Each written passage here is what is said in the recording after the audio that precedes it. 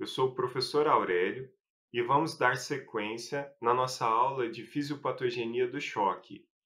Nessa aula abordaremos principalmente como identificar o choque e como iniciar o tratamento.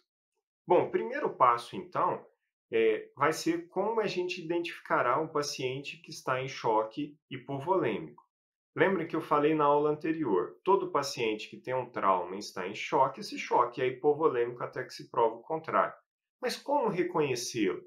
Então, nós vamos nos atentar às seguintes situações: pacientes que têm alteração do nível de consciência, aquele paciente que está com a pele fria, pegajosa, taquicardia, taquipneia, hipotensão arterial e pacientes que encontram-se com alteração do débito do urinário, com uma diminuição do débito urinário.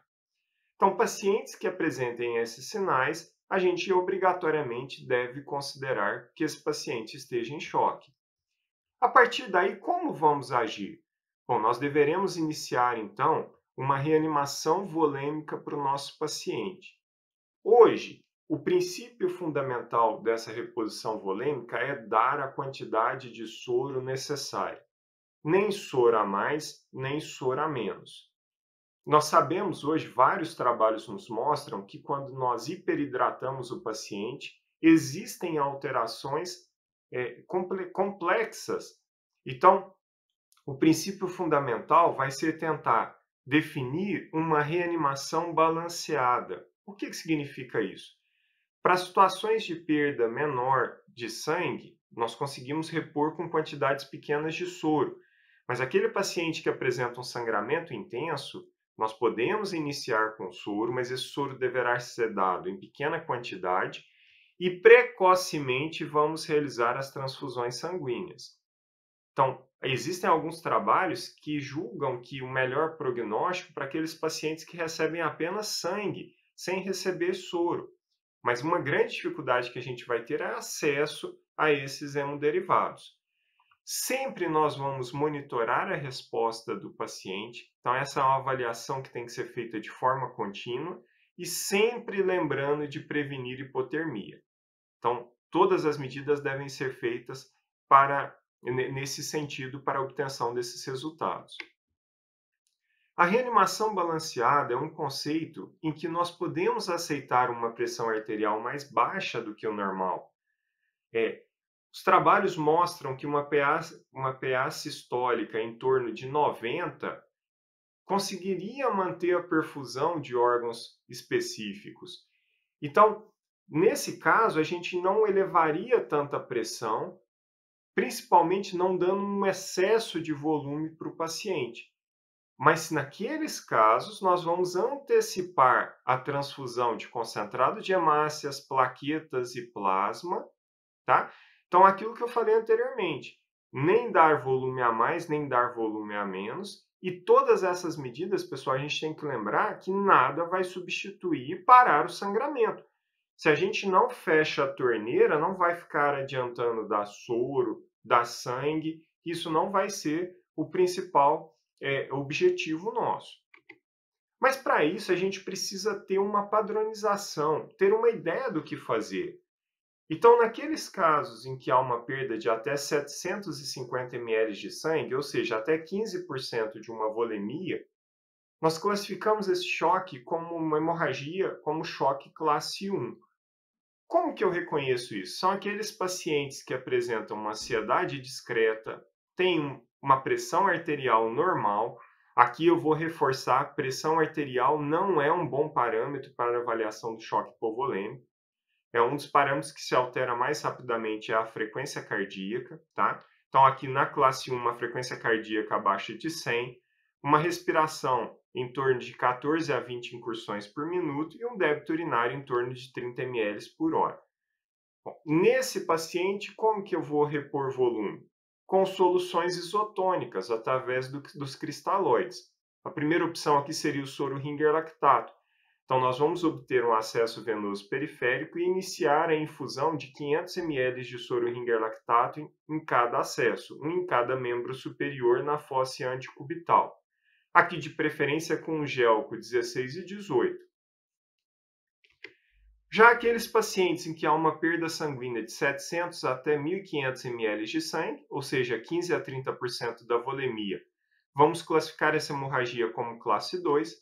O paciente já pode estar ansioso, ainda com pressão arterial normal, mas com uma frequência cardíaca acima de 100, com uma diminuição da pressão de pulso, uma frequência respiratória entre 20 e 30 incursões por minuto e já um débito urinário de 20 a 30 ml por hora. Nesses pacientes, ainda a recomendação é a infusão de cristalóide, da mesma forma, iniciando com 500 ml de Ringer lactato em cada acesso. Lembrem que a partir do momento que eu começo a infusão de volume, eu vou reavaliar o paciente o tempo todo e dar a quantidade necessária para manter a pressão em níveis até um pouco abaixo do aceitável, tá? Do normal. Já pacientes com perda de 1.500 a 2.000 ml de sangue, ou seja, de 30 a 40% da volemia, nós classificamos como hemorragia classe 3. Aqui sim o paciente já apresenta um quadro de confusão, ansiedade mais intensa, já inicia-se uma alteração na pressão arterial, a frequência cardíaca já acima de 120 batimentos por minuto, uma alteração mais pronunciada na pressão de pulso, uma frequência respiratória entre 30 a 40 incursões por minuto e um débito urinário de 5 a 15 ml por hora. Obviamente, esses pacientes nós já iniciamos a reposição com solução cristalóide, mas esses pacientes necessitam de transfusão sanguínea o mais rápido possível.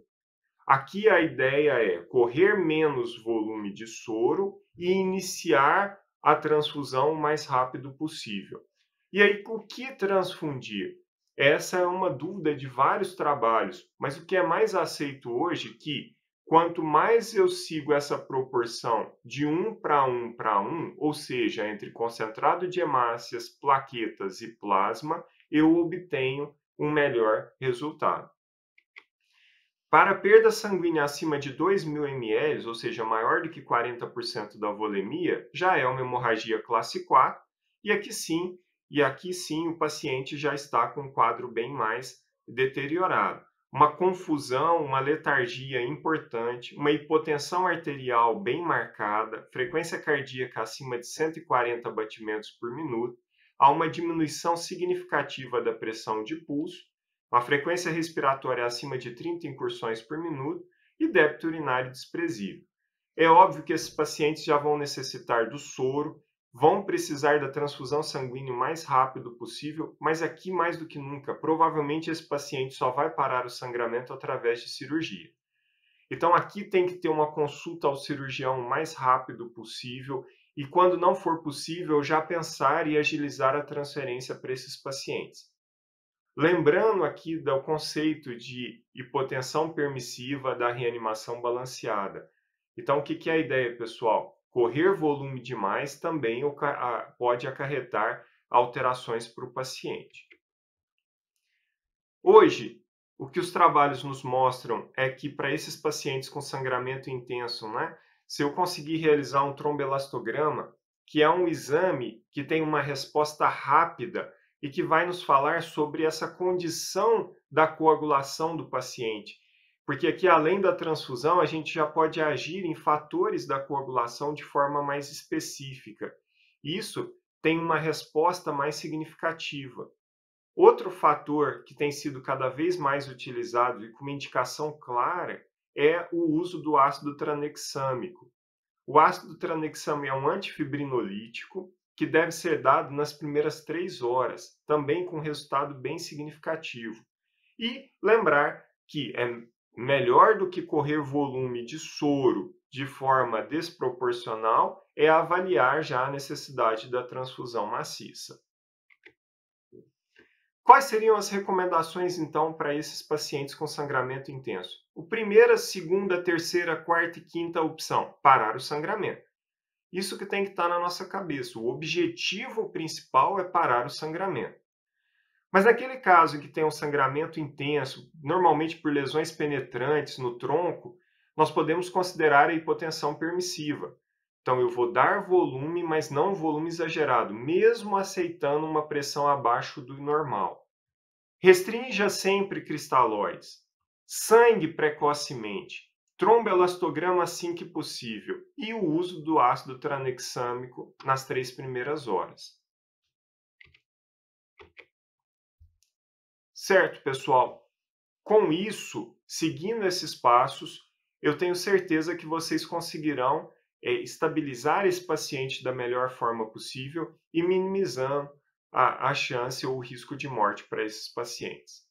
Obrigado e até a próxima.